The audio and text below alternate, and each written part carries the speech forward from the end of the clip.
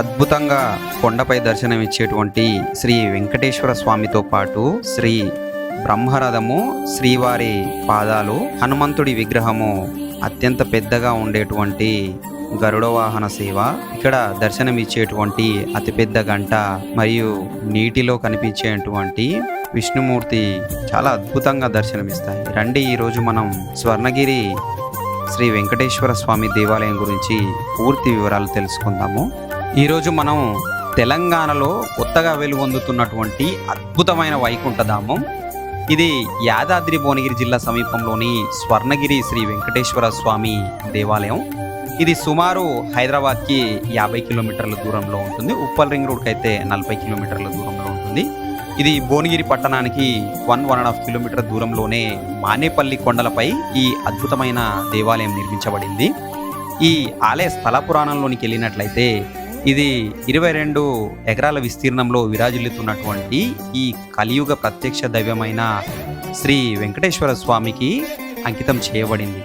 ఈ దేవాలయ నిర్మాణాన్ని మానేపల్లి జ్యువెలర్స్ వారు మానేపల్లి చారిటబుల్ ట్రస్ట్ ఆధ్వర్యంలో ప్రముఖ పారిశ్రామికవేత్త శ్రీ మానేపల్లి రామారావు గారు చేపట్టగా 2024 మార్చి 6న త్రిదండి చినజిఆర్ స్వామి గారి చేతుల మీదుగా మహాసంప్రోక్షణ మరియు ప్రాణప్రతిష్ఠ కార్యక్రమాలు జరిగాయి.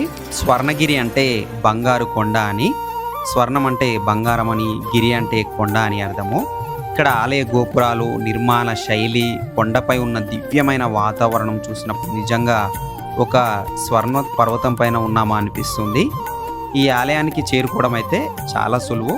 హైదరాబాద్లో బస్ ఎక్కి మనం ఈ స్వర్ణగిరి దేవాలయం వద్ద డైరెక్ట్గా దిగొచ్చు భువనగిరి టికెట్ తీసుకొని. లేదంటే సొంత వాహనాల్లో వచ్చేవారైతే మనకు హైదరాబాద్ టు వరంగల్ హైవే పైనే భువనగిరి కంటే ముందే మనకు రైట్ సైడ్ కనిపిస్తుంటుంది. యాదగిరి గుట్ట వెళ్ళే దారిలోనే ఉంటుంది.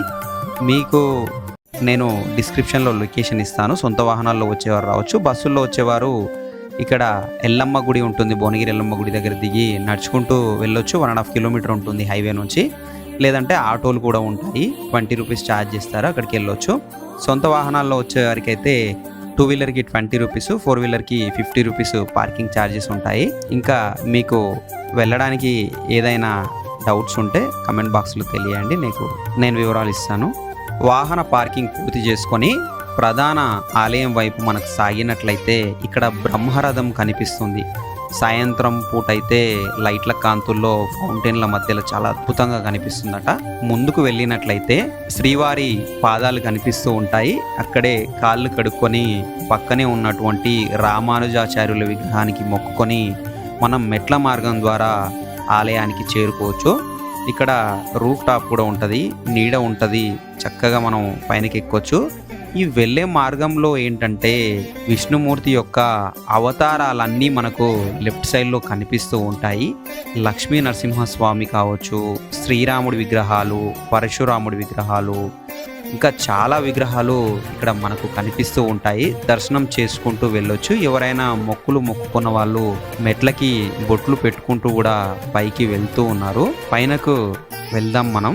ఆలయ పైభాగానికి చేరుకోగానే మనకు చాలా ఆధ్యాత్మికమైనటువంటి అనుభూతి కలుగుతూ ఉంటుంది. ఇక్కడ లెఫ్ట్ సైడ్ కాళ్ళు కడుక్కొని ముందుగా విఘ్నాలను దూరం చేసేటువంటి వినాయకుడిని దర్శించుకోవడం ఆనవాయితీ. ముందుగా వినాయకుడిని నమస్కరించుకున్న తర్వాత ఇతర ఉపాలయాలను కానీ ప్రధాన ఆలయానికి వెళ్తూ ఉంటారు. ఇక్కడ గరుడ విగ్రహం కూడా చాలా పెద్దగా ఉంటుంది. గరుడాల్వారిని కూడా దర్శించుకొని మనం ఆలయ ఎదురు భాగంలో సెల్ ఫోన్లు డిపాజిట్ చేసుకునే కౌంటర్ ఉంటుంది. ప్రధాన గర్భాలయానికి సెల్ ఫోన్ అలౌడ్ ఉండదు కాబట్టి అక్కడ 5 రూపీస్ ఇచ్చి పెట్టేసి మనం లోపలికి వెళ్ళిపోవచ్చు. మెయిన్గా ప్రధాన గర్భాలయంలో అయితే వెంకటేశ్వర స్వామి అద్భుతంగా మనకు దర్శనమిస్తారు. 12 అడుగుల ఎత్తులో ఎంతో అద్భుతంగా అలంకరించబడినటువంటి శ్రీ వెంకటేశ్వర స్వామివారి విగ్రహం మనకు దర్శనమిస్తూ ఉంటుంది. తిరుమల మాదిరిగానే చాలా ఎత్తులో, మరియు అసలు లైట్లు ఉండవు లోపల, ఓన్లీ దీపాలు మాత్రమే ఉంటాయి. అద్భుతమైన భక్తి పారవశ్యంలో అయితే మునిగిపోవచ్చు.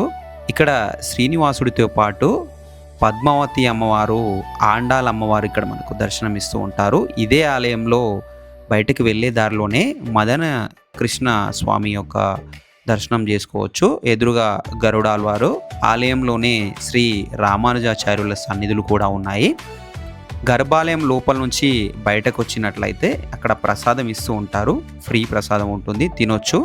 మరియు ఇక్కడ ఒక అద్దాల మండపం కూడా ఉంటుంది, చాలా ప్రత్యేక ఆకర్షణగా ఉంటుంది. అక్కడే కూర్చొని ప్రసాదాలు తినొచ్చు, దర్శనం చేసుకొని. అలాగే మెయిన్ గర్భాలయానికి పైన మనకు విమాన వెంకటేశ్వర స్వామి ఉంటారు. ఆ దర్శనం మాత్రం ఎవ్వరు మిస్ అవ్వద్దు. లోపలికి వెళ్ళిన వాళ్ళు చాలామంది మిస్ అవుతూ ఉంటారు. అక్కడ దర్శనం చేసుకొని, ఇక్కడ బంగారు బావి కూడా ఉంటుంది లోపల.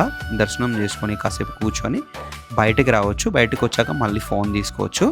బయటికి రాగానే మనకు అసలు మహాకాయుడైనటువంటి ఏకశిలా విగ్రహం ఒకటి, ఆంజనేయ స్వామి విగ్రహం కనిపిస్తూ ఉంటుంది. చాలా అద్భుతంగా ఉంటుంది. 27 అడుగుల ఎత్తుతో ఓన్లీ ఒకటే శిల్పంతో ఈ విగ్రహాన్ని చెక్కబడారట. చాలా అద్భుతంగా ఉంటుంది, చాలా పెద్దగా అనిపిస్తుంది. ఇక్కడ దర్శనం చేసుకొని ఇక్కడ పూజారి కూడా ఉంటారు, తీర్థ ప్రసాదాలు కూడా తీసుకోవచ్చు. పక్కనే ఉన్నటువంటి చాలా పెద్ద గంట ఉంటుంది. ఈ గంటను ఒక్కసారి కొడితే 2 నిమిషాల వరకు వైబ్రేషన్ వస్తూనే ఉంటుందంట. మీరు ఈ గంటను కూడా తప్పకుండా దర్శించండి. దీనికి ఎదురుగానే మనకు ముడుపులు కట్టే ప్రాంతం ఒకటి ఉంది. ఎవరైనా కోరిన కోరికలు నెరవేరిన వారు కోరుకునే ముందు ముడుపులు ఇక్కడ కడుతూ ఉంటారట. మనకు కనిపించేటువంటి మండపంలోనే 2nd ఫ్లోర్లో కళ్యాణం జరుగుతూ ఉంటుందట స్వామివారికి నిత్యం. మరియు కింద నిత్యాన్నదాన ప్రసాదం కూడా ఇక్కడ లభిస్తూ ఉంటుందట. కనిపించేటువంటి రథయాత్ర పైనే బ్రహ్మోత్సవాల సమయంలో, కళ్యాణ సమయంలో మాడవీధుల్లో స్వామివారిని తిప్పుతూ ఉంటారట. ఆలయంలో గోశాల కూడా ఉంది. ఎవరైనా గోసేవ చేయాలనుకుంటే చేయవచ్చు.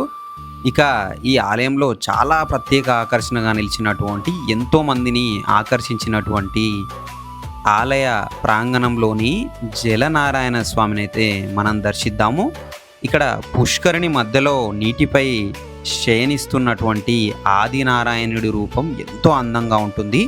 చుట్టూ ఉన్న ప్రశాంతమైన నీటి వాతావరణం భక్తులకు ఒక దివ్యమైన అనుభూతి ఇస్తుంది. ఇక్కడే మనం వెళ్ళే దారిలోనే లక్ష్మీ నరసింహస్వామి, భూవరాహస్వామి, వకులామాత తదితర ఉపాలయాలు కూడా ఉన్నాయి. విష్ణుమూర్తి యొక్క అనేక అవతారాలు ఈ ప్రాంగణంలో దర్శించుకునే అవకాశం ఉంటుంది. సాయంత్ర వేళల్లో పుష్కరిణి చుట్టూ వెలిగే దీపాలు, గోపురంపై పడేటువంటి కాంతులు, ప్రశాంతమైన వాతావరణం ఆలయ సౌందర్యాన్ని మరింత పెంచుతాయి. ఎవరైనా ఇక్కడ దీపాలు పెట్టాలనుకునేవారు ఇక్కడ దీపాలు వెలిగించవచ్చు. అయితే ఆలయ ప్రాంగణంలో గోశాలను దర్శించుకొని ఇక్కడికి రావచ్చు. లేదంటే ఇక్కడ చాలా మంది ఇక్కడ ఫోన్ అలౌడ్ ఉంటుంది, ఫోటోలు కూడా ఇక్కడ తీసుకోవచ్చు. ఆలయ ప్రాకారాల ప్రకారం ఇక్కడ చాలా మాడ వీధులు కూడా ఉంటాయి. తిరుపతి ఆలయాన్ని గుర్తు తెచ్చేలా, ముఖ్యంగా బ్రహ్మోత్సవాల సమయంలో అయితే జరిగే రథోత్సవం 40 అడుగుల ఎత్తైన రథం ఉంటుంది. ఇక్కడ మాడ వీధుల్లో తిప్పుతూ ఉంటారట. చూడడానికి, ఇక్కడ ఫోటోలు తీసుకోవడానికి చాలా మంది వస్తుంటారు. వేలాది మంది భక్తులు ఇక్కడ నిత్యం వస్తూ ఉంటారు. వీక్ డేస్, వీకెండ్ డేస్ అయితే చాలా మంది వస్తారు. మీరు కనుక ఫస్ట్ టైం ఈ ఆలయాన్ని విజిట్ చేస్తున్నట్లయితే వీక్ డేస్లో పోవడం బెటర్. లేదంటే వీకెండ్స్లో పోయినా కొంత సమయం అయితే మనం స్పెండ్ చేయాల్సి ఉంటుంది. ఇక మీకు ఈ ఆలయం గురించి ఇంకేదైనా డౌట్ ఉంటే కమెంట్ బాక్స్లో తెలియజేయండి, నేను దానికి రిప్లై ఇస్తాను. ఇప్పుడు దీన్ని యాదాద్రి తిరుమల అని కూడా అంటారు. ఎందుకంటే యాదగిరి గుట్టకు అతి సమీపంలో 15 కిలోమీటర్ల దూరంలోనే ఉంటుంది. ఇక్కడ దర్శించుకొని స్వామివారిని దర్శించుకోవచ్చు. మీరు కనుక మన ఛానల్కి ఫస్ట్ టైం వచ్చినట్లయితే ఛానల్ని సబ్స్క్రైబ్ చేసుకొని బెల్ ఐకాన్ మీద క్లిక్ చేయండి. మీకు అప్డేట్స్ అన్నీ వస్తూ ఉంటాయి. మీ ఫ్రెండ్స్ అండ్ ఫ్యామిలీతో షేర్ చేసి మన ఛానల్ అయితే సపోర్ట్ చేయండి friends. Thank you friends, bye. మరో వీడియోతో మళ్ళీ కలుద్దాం.